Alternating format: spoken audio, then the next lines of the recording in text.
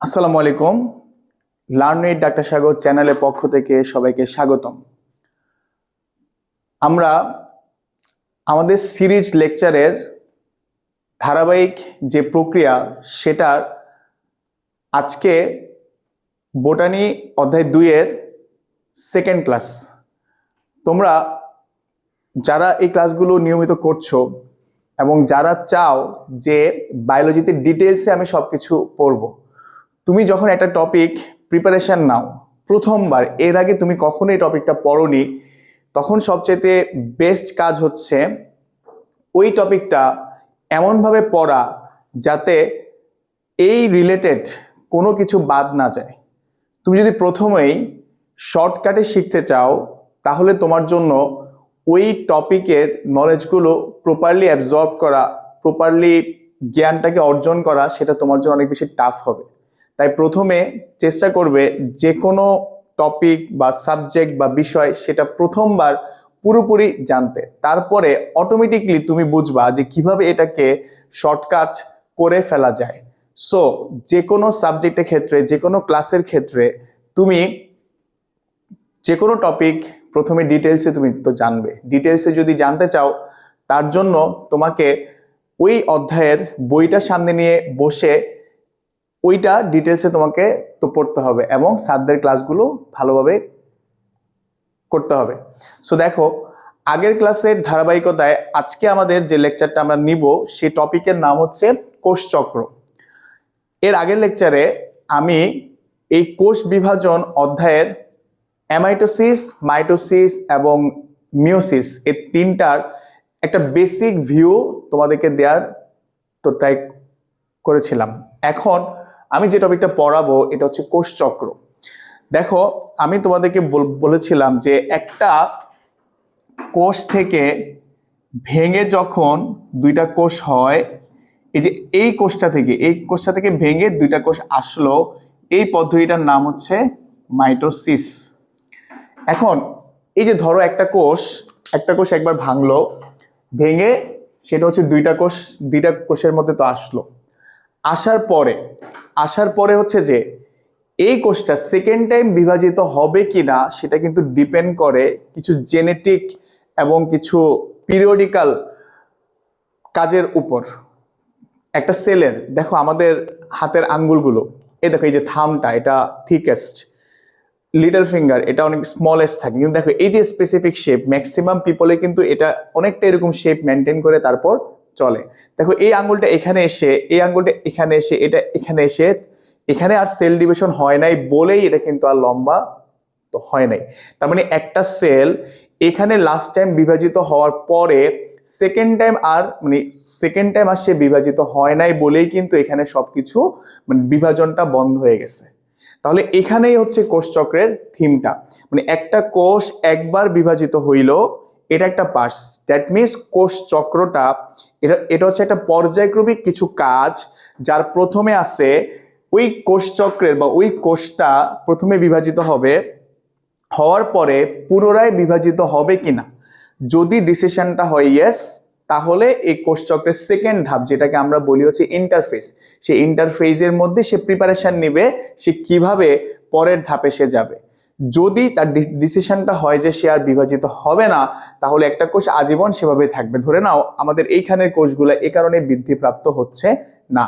So তোমরা বই থেকে বা আমার ক্যাপশনে দেওয়া নাম্বারে তো হোয়াটসঅ্যাপ করে আমার হ্যান্ড নোটস বা পিডিএফ গুলো কালেক্ট করে নিবা। সেখানে সুন্দরভাবে এগুলা সংজ্ঞাগুলো তো দেওয়া আছে, তোমরা এই সংজ্ঞাটা তো দেখবা। এখন এই কোষচক্রের আবিষ্কারক বা কোষচক্রের অ্যাকচুয়ালি আবিষ্কারক না, এক্ষেত্রে হয় যে কোষচক্র প্রস্তাবনা, কোষচক্রের প্রস্তাব দিয়েছিল কোন সায়েন্টিস্ট, তাদের দুজনের নাম হচ্ছে হাওয়ার্ড ও পেল্ক। এই যে দেখো আমি মনে রাখি, এমনি দেখো যে পেল্কের নামের শেষে ক আছে, দ্যাটস ওয়াই সেখান থেকে হচ্ছে কোষচক্র। তাহলে আমরা যে কোনো কিছুর ক্ষেত্রে আমরা সায়েন্টিস্টের নামটা আগে জানবো। এখন দেখো কোষচক্রটাকে বেসিক্যালি ভাগ করা হচ্ছে দুই ভাগে। হ্যাঁ, সো এখানে হচ্ছে এটা দুইটা ফেজ, একটা হচ্ছে এম ফেজ, আর এই যে নিচে যে ফেজটা থাকে ওটার নাম হচ্ছে ইন্টারফেজ। তাহলে আমরা কোষচক্রটাকে ভাগ করি দুই ভাগে, একটা হচ্ছে মাইটোসিস ফেজ আর এটা হচ্ছে ইন্টারফেজ। তোমরা সবাই জানো, তোমরা ক্লাস 8, 9, 10 এর মধ্যে এই মাইটোসিস বিভাজনটা পড়ে আসছো। সো এই মাইটোসিসের মধ্যে অ্যাকচুয়ালি 5টা ফেজ আছে: প্রোফেজ, প্রোমেটাফেজ, মেটাফেজ, অ্যানাফেজ আর এটা হচ্ছে তো টেলোফেজ। ওই ফেজগুলোর মধ্যে এই কোষটা অনেক একটা কোষ থেকে নতুন করে 2টা কোষ হয়, এটাকে হচ্ছে আমরা বলি কোষ বিভাজন।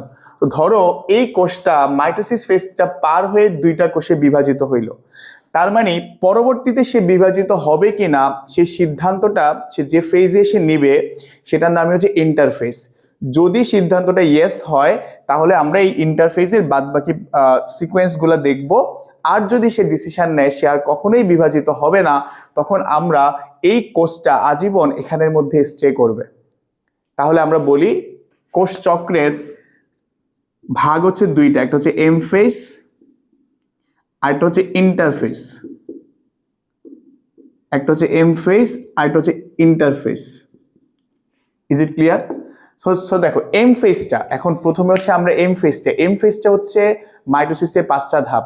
সো আমরা যখন নেক্সট ক্লাসে মাইটোসিস স্টার্ট করব সেখানে হচ্ছে আমরা এই মাইটোসিসের ব্যাপারগুলো জানবো। তুমি যখন পরীক্ষার খাতায় রিটেনে এই কোশ্চেনটা আনসার করবা তখন তুমি এম ফেজের ব্যাপারে লিখবা যে এম ফেজ মানে হচ্ছে মাইটোসিস ফেজ, এখানে একটা কোষ 5টা প্রসেসের মাধ্যমে প্রোফেজ, প্রোমেটাফেজ, মেটাফেজ, অ্যানাফেজ, টেলোফেজের মাধ্যমে 2 ভাগে ভাগ হয়। এছাড়া আর কোনো কিছু লেখা তো লাগবে না। এখন আসে হচ্ছে আমরা ইন্টারফেজটা পড়ব। ইন্টারফেজের ক্ষেত্রে আমরা জানি ইন্টারফেজের ভাগ হচ্ছে 3টা। ইন্টারফেজকে ভাগ করেছি আমরা 3 ভাগে। এটা হচ্ছে তোমার হচ্ছে গ্যাপ 1 ফেজ, এস ফেজ আর এটা হচ্ছে গ্যাপ 2 ফেজ। আচ্ছা, এখানে হচ্ছে একটা হচ্ছে গ্যাপ 1 ফেজ, এটার নাম হচ্ছে এস ফেজ আর এটার নাম হচ্ছে গ্যাপ 2 ফেজ। তো এখন হচ্ছে আমি এই যে ছবিটার মধ্যে, হ্যাঁ আমি একটু দেখে আসি ছবিটা ঠিক আছে কিনা, বোর্ডে ঠিকভাবে আসছে কিনা। যে দেখো এখানে হচ্ছে গ্যাপ 1 এর মধ্যে হচ্ছে আমরা এটার কিছু কার্যাবলী দেখব। ওখানে হয় সাইক্লিন প্রোটিনটা, এখানে যে সাইক্লিন প্রোটিনটা আছে, ওকে, গ্যাপ 1 এর মধ্যে হচ্ছে অ্যাকচুয়ালি সে সিদ্ধান্ত নিবে, অ্যাকচুয়ালি সেলটা সিদ্ধান্ত নিবে সে বিভাজিত হবে কিনা। তার মানে সেখানে ইফ সে সিদ্ধান্ত নিবে যে সে বিভাজিত হবে কিনা, যদি সিদ্ধান্তটা সে নেয় তাহলে এই সিদ্ধান্ত নিতে এবং যদি সিদ্ধান্তটা ইয়েস হয় তাহলে এই যে পরবর্তী ফেজগুলো, পরবর্তী সিকোয়েন্সগুলো হতে তাকে যে সাহায্য করে সেই প্রোটিনটার নাম হচ্ছে সাইক্লিন প্রোটিন। এবং এখানের মধ্যে তোমরা একটা এনজাইম পাবা, সেই এনজাইমটার নাম হচ্ছে সাইক্লিন ডিপেন্ডেন্ট কাইনেস। তাহলে এখানে সে সিদ্ধান্ত নিবে এবং সিদ্ধান্ত নেওয়া থেকে শুরু করে যদি সিদ্ধান্তটা ইয়েস হয় তাহলে পরবর্তী পর্যায়গুলোকে যে সাহায্য করবে ওটার নাম হচ্ছে সাইক্লিন। আমরা কিন্তু এই সাইক্লিনেরও কিন্তু একটা টাইপ আছে, সাইক্লিন ডি, সাইক্লিন ই, সাইক্লিন এ, সাইক্লিন বি। এই যে সাইক্লিনের প্রকারভেদটাও বোর্ড কোশ্চেনে আসছে। তোমরা সাইক্লিনের 4টা প্রকারভেদের নাম এবং 4টার একটা করে ফাংশন তোমাদেরকে পড়তে হবে। আচ্ছা, এখন দেখো এই সাইক্লিন ডিপেন্ডেন্ট কাইনেস এটা হচ্ছে একটা এনজাইম। আমরা জানি এনজাইম হচ্ছে যে কোনো ধরনের রাসায়নিক বিক্রিয়াটাকে আইদার কমাবে আইদার বাড়াবে। তার মানে ওই এনজাইমটা ভিতরে থাকা এই চক্রটাকে সে স্টিমুলেট করে, সে সাহায্য করে। ফাইনালি এখানের মধ্যে হচ্ছে আমরা যে জিনিসটা পাবো, এখানে হচ্ছে সে প্রিপারেশন নেয় কমপ্লিটলি। এখন দেখো আমরা একটা সেল যখন ডিভাইড হয় তখন তার এই যে ডিএনএ, তারপর হচ্ছে আরএনএ, তার সবকিছু কিন্তু নতুন 2টা সেলের মধ্যে মাইটোসিসের মাধ্যমে সব কিন্তু সেম ভাবে কিন্তু থাকবে। তার মানে এই এস ফেজ মানে হচ্ছে সিনথেসিস ফেজ বা তো সংশ্লেষণ ফেজ। এখানের মধ্যে সে ডিএনএ সিনথেসিস করবে এবং আরএনএ সিনথেসিস করবে। তাহলে ওই যে আরএনএ সিনথেসিস করা, ডিএনএ সিনথেসিস করার মানে হলো ডিএনএ এবং আরএনএটাকে তৈরি করা। এখন যদি তারা এটা তৈরি করতে চায় তার জন্য নিশ্চয়ই কাঁচামাল লাগবে। সেই কাঁচামালটা মানে সেই ধরনের প্রিপারেশনটা, তার মানে দেখো ডিএনএ তৈরির কাঁচামালটা হচ্ছে সে এখানের মধ্যে রেডি করে, যাতে সে এস ফেজে এসে সে হচ্ছে ডিএনএ রেপ্লিকেশন বা ডিএনএ সিনথেসিসটা সে করতে পারে। এগুলো কিন্তু এমসিকিউর মধ্যে কিন্তু থাকে, যে বলা হয় সাইক্লিন প্রোটিনটা হচ্ছে আমরা কোন ফেজে পাবো, ডিএনএ রেপ্লিকেশনটা হচ্ছে আমরা কোন ফেজে পাবো। ফাইনালি সে গ্যাপ 2 ফেজে প্রবেশ করে। গ্যাপ 2 ফেজের মধ্যে হচ্ছে বেসিক্যালি আমরা 3টা পয়েন্টের উপর ফোকাস করব। আচ্ছা, আমি একটা সিনারিও দিয়ে গ্যাপ 2 ফেজটা একটু বোঝানোর ট্রাই করি। ধরো তুমি ট্যুরে যাবা, ট্যুরে যাওয়ার জন্য তোমার সকল ধরনের প্রিপারেশন শেষ, মানে তুমি ট্যুরে যাওয়ার সিদ্ধান্ত তো নেওয়া শেষ। ট্যুরে যাওয়ার জন্য তোমার সকল ধরনের প্রিপারেশন, তোমার শপিং, তোমার কোথায় যাবা, এভরিথিং তোমাদের সবকিছু প্ল্যান করা শেষ। এই যে দুইটা কথা, ট্যুরে যাওয়ার সিদ্ধান্ত নেওয়া এবং ট্যুরে যাওয়ার জন্য প্রিপারেশন, এটার সাথে তুমি কম্পেয়ার করো তোমার এই যে সাইক্লিন প্রোটিনের এই সিদ্ধান্তটা। দেন ওই যে ডিএনএ কাঁচামাল তৈরির বা তার যে শপিং, ডিএনএ সে বানানোর জন্য কাঁচামালটা সে রেডি করতেছে, এটার সাথে তুমি তোমার ট্যুরের জন্য শপিংটাকে তুমি কম্পেয়ার করতে পারো। নেক্সটে দেখো, এই ফেজে এসে ধরো গ্যাপ 2 ফেজটা পার হয়ে কিন্তু সে মাইটোসিসে যাবে। তার মানে তুমি আগামীকাল ট্যুরে যাবা, এখন ধরো ট্যুরে যাওয়ার আগের দিন সামহাও তুমি সিক হয়ে গেলা। দ্যাট মিনস সিক যদি তুমি হও তাহলে তোমার প্রপার এনার্জি থাকবে না এবং তুমি ট্যুরে যেতে পারবা না।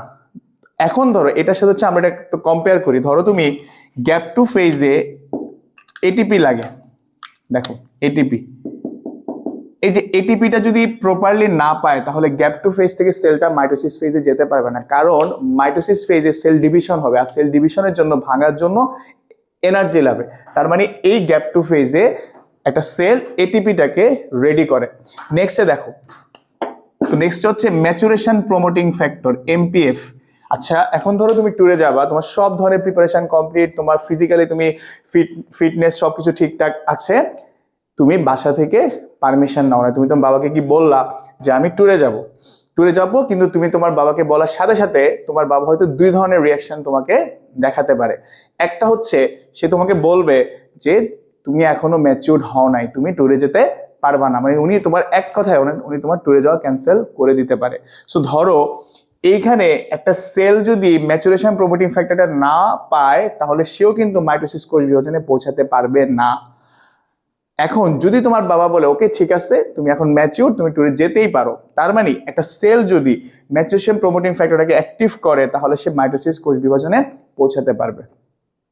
ডান।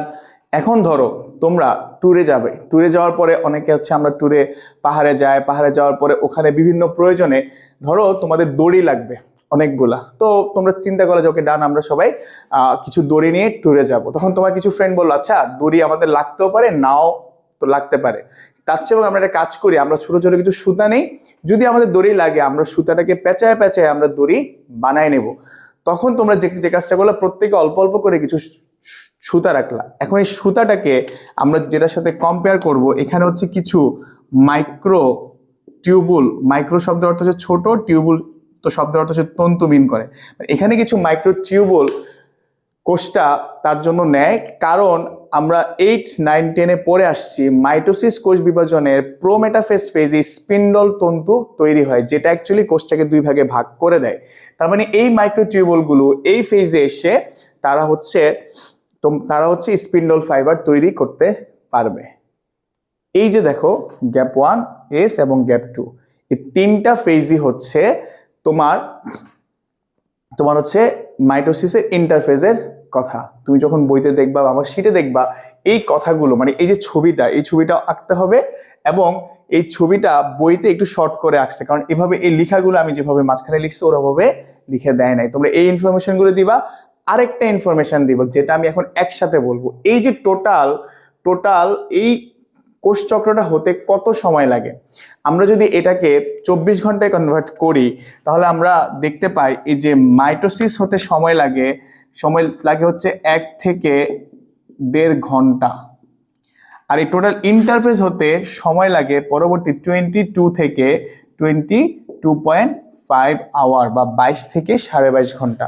এখন আমরা যদি এই ইন্টারফেসের সময়টাকে 100% কনভার্ট করি তাহলে কতটুকু সময় আমরা পাবো। দেখো এটা আমি একটা ছোট্ট একটা ট্রিক্সের মাধ্যমে মনে রাখবো, যেটা এমসিকিউতে তোমাদের জন্য খুবই হেল্পফুল হবে। দেখো গ্যাপ 1 ধরো 34, এস ফেজ হচ্ছে ধরো 35 এন্ড গ্যাপ 2 হচ্ছে 36।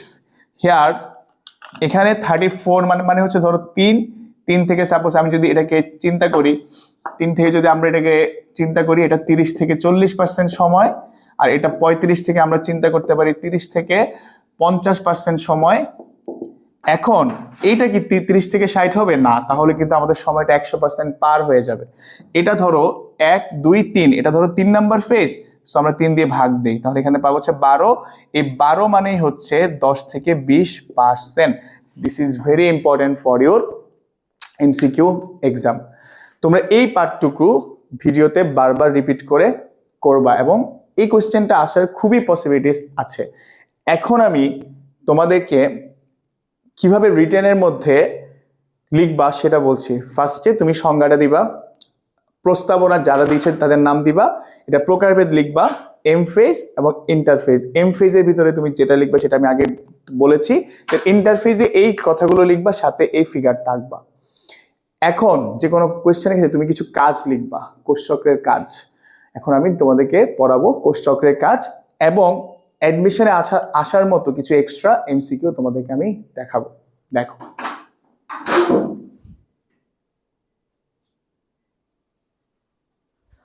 আচ্ছা এখন আমি তোমাদেরকে কিছু এমসিকিউ বলি যেগুলো হচ্ছে এখানে আসার পসিবিলিটিস আছে। যেমন এই যে দেখো, যে এস ফেজটা, এই যে এস ফেজটা স্তন্যপায়ী প্রাণীদের ক্ষেত্রে এস ফেজে টোটাল সময় লাগে 7 ঘন্টা। এটা কিন্তু এমসিকিউতে আসে। স্তন্যপায়ী প্রাণীদের টোটাল হচ্ছে যে টোটাল এই ফেজের 7 ঘন্টা সময় লাগে। স্তন্যপায়ী প্রাণীদের টোটাল টাইম লাগে হচ্ছে 7 ঘন্টা। দেন দেখো, এই যে ধরো কোষ চক্রটা যদি কখনো তোমার হচ্ছে যে কাদের হচ্ছে তোমার এই কোষ চক্রটা খুব একটা কাজ করে না, যেসব সেলগুলা আর কখনো বিভাজিত হয় না। আমরা যদি এক কথায় দেখি যে আমাদের বডিতে এমন কোনো কোষ কি আছে যেটা আর অ্যাকচুয়ালি ফার্দার ডিভাইডেড হয় না। তেমন যদি আমি বলি আমাদের বডিতে আছে, কিছু উদ্ভিদের মধ্যে আছে, যেমন হচ্ছে আমাদের ম্যাচিওর আরবিসি বা পূর্ণাঙ্গ লাল রক্ত কণিকা। দেন হচ্ছে তোমার আমাদের হচ্ছে স্নায়ুকোষটা কেন বিভাজিত হয় না, এটা আমরা আসলে 9-10-এ ভালোভাবে পড়ে আসছি যে স্নায়ুকোষে সক্রিয় সেন্ট্রিওল থাকে না, এই কারণে স্নায়ুকোষ বিভাজিত হয় না। তারপর হচ্ছে আমাদের পেশিকোষ এবং উদ্ভিদের ক্ষেত্রে হচ্ছে উদ্ভিদের স্থায়ী কোষ। তবে হ্যাঁ, উদ্ভিদের স্থায়ী কোষ কখনো কখনো পুনরায় বিভাজিত হতে পারে, পুনরায় বিভাজিত হওয়ার একটা সম্ভাবনা থাকে, সেটা পরের ব্যাপার। তো বেসিক্যালি আমরা এই 4 ধরনের কোষ দেখব যেটা অ্যাকচুয়ালি কখনোই বিভাজিত হয় না। ঠিক আছে, আচ্ছা তোমরা হচ্ছে এই কোষচক্রটার মধ্যে দেন যেটা হচ্ছে আমাদের কোষচক্রের গুরুত্বটা তোমরা বই থেকে পড়বে, এটা খুবই সোজা, এটা তোমরা ইজিলি বুঝতে পারবে। এবং এই কোষচক্রের গুরুত্ব রিটেনে 3 এবং 4 নম্বরে আছে। আরেকটা কোশ্চেন পড়বা, সেটা হচ্ছে কোষচক্রের নিয়ন্ত্রক। আমি আবারও বলছি, এই কোষচক্রের নিয়ন্ত্রণের জন্য কে কাজ করে, যেমন যে সাইক্লিন, সেটা হচ্ছে সাইক্লিন ডি আছে, সাইক্লিন ই আছে, সাইক্লিন এ আছে, সাইক্লিন বি আছে। তোমরা এটা প্রত্যেকটাই কিভাবে কাজ করে সেটা তোমরা বই থেকে দেখলেই পারবা। কিন্তু এটা মনে রাখার জন্য উপায় আছে ডিআপ, সাইক্লিন ডি, সাইক্লিন এ, সাইক্লিন বি। এখন দেখো, হাসান স্যারের বইতে এই টপিকটা থেকে আরেকটা এমসিকিউ আছে, যেমন হচ্ছে এটাকে যদি আমি সহজভাবে লিখি, দেখো এই যে 100 এটাকে বলা হচ্ছে 100T, 100B, তারপর ধরো হচ্ছে 100 মি বা এম। 100T মিনস আমাদের বডিতে প্রায় 100 ট্রিলিয়ন কোষ থাকে অ্যাভারেজ, এটা ভ্যারি করতে পারে। দেন হচ্ছে 100 বিলিয়নের ক্ষেত্রে হচ্ছে আমরা যে ইনফরমেশনটা পাবো, আমাদের ব্রেইনে নিউরনের সংখ্যা হচ্ছে 100 বিলিয়ন থাকে। তাহলে এটা হচ্ছে আমাদের টোটাল সেল, 100 ট্রিলিয়ন, এটা ট্রিলিয়ন টোটাল সেল। আর এটা হচ্ছে 100 মিলিয়ন আমাদের বডিতে অ্যান্টিবডি তৈরি হয়। আমরা জুলজি চ্যাপ্টার 10-এ অ্যান্টিবডি রিলেটেড ভালোভাবে জানবো। তবে অ্যান্টিবডিটা হচ্ছে তোমার বডিতে কোনো একটা জীবাণু যখন প্রবেশ করে সেটাকে আমরা বলি অ্যান্টিজেন, তার এগেইনস্টে যেটা কাজ করে সেটা হচ্ছে অ্যান্টিবডি। এতটুকু যদি তুমি ভালোভাবে পড়ো, আশা করি কোষ চক্রের টপিকটুকু থেকে রিটেন, এমসিকিউ, সিকিউ তোমরা সবকিছু আনসার করতে পারবা। দেখা হবে নেক্সট ক্লাসে। আল্লাহ হাফেজ।